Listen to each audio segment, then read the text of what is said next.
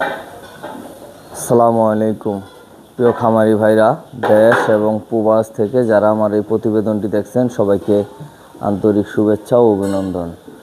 তো আপনারা জানেন আমরা গত একদিন আগে আমরা গরুকে কৃমিনাশক করাইছি। তো কৃমিনাশক করানোর পরে গরুগুলা যে একটু দুর্বল হয়ে পড়ছে। তো এখন আমরা আজকে গরুগুলারে কি ট্রিটমেন্ট দেব এগুলোই আপনাদের সাথে একটু শেয়ার করব। তো অনেক ভাই কমেন্ট করছেন যে ভাই আপনি নতুন গরুগুলাকে কোন সময় কি ট্রিটমেন্ট করেন, এগুলো আমাদের একটু আপডেট দিন।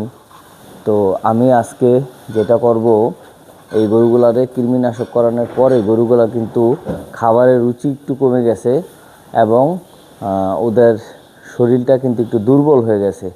তো এখন আমরা যেটা করব, ওদের রোগ প্রতিরোধ ক্ষমতা বাড়ানোর জন্য এবং ওদের মুখে যে খাবারের যে রুচি আছে, তারপরে ওদের যেই ভিটামিন মিনারেলের ঘাটতি, গরুগুলো নতুন আসছে, অনেক গরুর কিন্তু বডি ভাঙা। তো আমরা আজকে যে ট্রিটমেন্টটা দিব এটি আপনাদের সাথে শেয়ার করব। বন্ধুরা, ভিডিওটি না টেনে সম্পূর্ণ ভিডিওটি জুড়ে আমাদের সাথেই থাকুন। তো বন্ধুরা, আমরা আজকে যে ট্রিটমেন্ট দিব সেটা হচ্ছে, আপনাদের একটু দেখাই, এই যে ভিটাইডি ভ্যাট, এই যে ভিটাইডি ভ্যাট। তো এই ইঞ্জেকশনটা করব। আর এটার পাশাপাশি আমরা যেটা করব সেটা হচ্ছে এসল। তো আপনারা চাইলে রেনাটার যেটা আছে আপনার রেনাসোলেডি এবং ক্যাটাফস সেটাও দিতে পারেন। তো আমরা বিশেষ করে এই একমি কোম্পানির ভিটাইডি এবং এসলে দুইটাই দিয়ে থাকি। তো দেখতে থাকুন যে আসলে কোন গরুর আমরা কতটুকু দিই। তো বন্ধুরা, প্রথমত আমরা যেই ভিটাইডি আছে এই ভিটাইডিটা 10 থেকে 12 সিসি দেবো, কারণ এডিটার পরিমাণটা একটু কম হইলেও সমস্যা নাই। আর এসলটা একটু বেশি দিতে হবে। তো আমরা প্রথম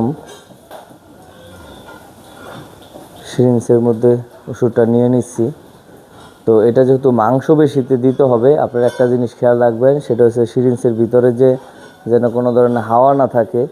চামড়ার নিচে যে ইঞ্জেকশনগুলো করবেন ওগুলো যদি একটু হাওয়া থাকে সমস্যা হয় না। আর মাংসের ভিতরে যে ইঞ্জেকশন করবেন মাংস বেশিতে, এগুলোর ভিতরে একটু খেয়াল রাখবেন যে সিরিঞ্জের ভিতরে যেন কোনো ধরনের হাওয়া না থাকে। যদি হাওয়া থাকে এবার হাওয়াটা বের করে নেবেন। তারপরে যে মাংস বেশিতে, যে হাড়ের এই অংশটা, এই জায়গাটা কিন্তু মাংস বেশি, এই জায়গাটায় দিয়ে দিবে। লেজটা একটু ধরবেন, নয়তো লেজ দিয়া বাড়ি দেওয়া, নয়তো কিন্তু সিরিঞ্জটা ফেলে দিতে চাইব। দাঁড়াও, গেছে গা, দাঁড়াও দাঁড়াও দাঁড়াও দাঁড়াও দাঁড়াও দাঁড়াও, গেছে গা, দাঁড়াও দাঁড়াও দাঁড়াও দাঁড়াও। তো এটা আমরা দিয়ে দিলাম, এভাবে একটু চাপ দিয়ে ধরবেন। হ্যাঁ, আর আমরা যেটা করবো এখন এসল, এই এসলটা যেহেতু নতুন গরু একটু কম দিব, এখন আমরা 15 সিসি দিয়ে দিব। আমরা এটা 15 সিসি দিয়ে দিলাম। এই যে হাওয়া আছে সিরিঞ্জের ভিতরে, এই হাওয়াটা কিন্তু অবশ্যই বের করে দিবেন আপনারা। এবং এই মাংস বেশিতে দিবেন, এই যে এই হাড়ে যেন কখনো না লাগে। যে হাড়, এর আরেকটা আছে না, তা আমি কি কইলাম, ধরেন ওদিকে চাইলেও তো দেখা যায়।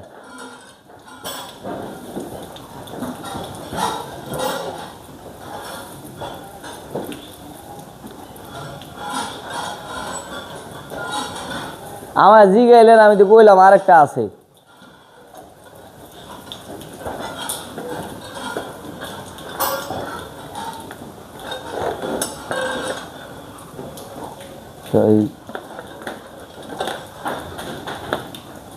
দাঁড়াও দাঁড়াও দাঁড়াও, গেছে গা, দাঁড়াও দাঁড়াও দাঁড়াও, গেছে গা, দাঁড়াও দাঁড়াও দাঁড়াও।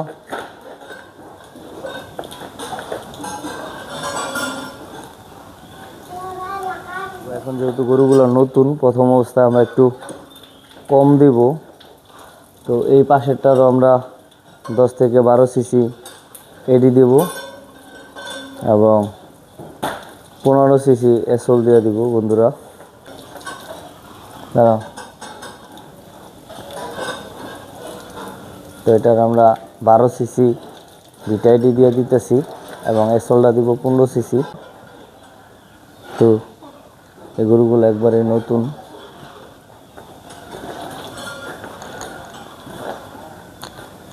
তো আপনারা অনেকেই 2 থেকে 3 দিন পরে পরেই এগুলা দেন, এই মাল্টিভিটামিনগুলা।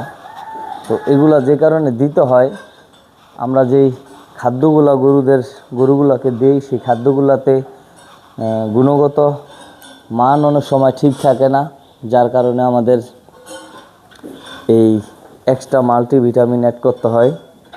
তো এটা আসলে 2 থেকে 3 দিন পর দেওয়ার প্রয়োজন মনে করি না, আমি মনে করি না। অযথা কষ্ট এবং টাকা নষ্ট করার প্রয়োজন নাই। এটা 1 সপ্তাহ পরপর, 1 সপ্তাহ থেকে 10 দিন পরপর দিলেই যথেষ্ট। তো এগুলো আপনারা যারা দিতে চান 2 থেকে 3 দিন পরপর দিয়েন না, কষ্ট হবে এবং টাকাও অপচয় হবে। 1 সপ্তাহ থেকে 10 দিন পরপর দিলেই যথেষ্ট।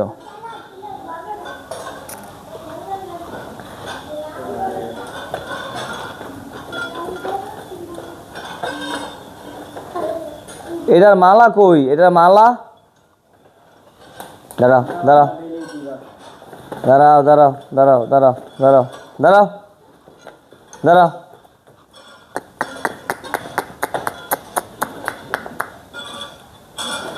দাঁড়াও, গেছে দাঁড়াও দাঁড়াও দাঁড়াও। তো আপনারা এই ইঞ্জেকশনগুলো যখন করবেন, সামনের থেকে কিন্তু ওই যে গলার সাথে, গলার যে মালা আছে, এই মালার সাথে দড়ি প্যাচ দিয়ে সামনে একটা খুঁটি অথবা যাই থাকুক আপনার খামারে, সেটার সাথে কিন্তু প্যাচ নিতে হবে। আর নয়তো দেখা গেছে পাগলামি করবে বা মাথা দিয়ে বাড়ি দিবে। তো আপনারা অবশ্যই সতর্কতার সাথে দিবেন। তো এইটাও যেহেতু মোটামুটি 240 কেজি মতো লাইভ ওয়েট আসবে, সেক্ষেত্রে আমরা এটাকেও 15 সিসি দিব এসল, আর ভিটাইডি দিতেছি 12 সিসি করে, 12 এবং এসল দিতেছি 15 সিসি করে। দাঁড়াও, এভাবে লেন্সটা কিন্তু ধরে নিতে হবে, নাহলে লেন্স দিয়ে বাড়ি দিয়ে আপনার সিরিঞ্জ ফালা দিতে পারে বা ফালায় দিবেই। তো বন্ধুরা, আপনারা অনেকেই মনে করেন যে ইঞ্জেকশন দিয়ে মনে হয় গরু মোটা তাজাকরণ যায় সরাসরি। তো দেখুন, সরাসরি কোনো ইঞ্জেকশন দিয়ে গরু মোটা তাজাকরণ করা হয় না। কারণ এই যে আমরা যে ইঞ্জেকশনগুলো গরুকে দিচ্ছি, এগুলো হচ্ছে মাল্টিভিটামিন। তো এগুলা কিন্তু আমরা যেই গরুকে যে দানাদার খাদ্য দিই বা বিভিন্ন ধরনের যে খাবারগুলো দিই, এই খাবারগুলোতে যত ধরনের ভিটামিন মিনারেলের শর্টস থাকে, মানে ঘাটতি থাকে, সেই ঘাটতিগুলা এই ইঞ্জেকশনগুলো পূরণ করে। এবং এগুলা দিলে গরুর খাবারের রুচি ভালো হয় এবং গরু ঠিকঠাক মতো খাবার খায়, এবং তারপর কিন্তু গরুর যে কাঙ্ক্ষিত গ্রোথ, এটা কিন্তু আমরা তার কাছ থেকে আমরা এগুলো পেয়ে থাকি বন্ধুরা।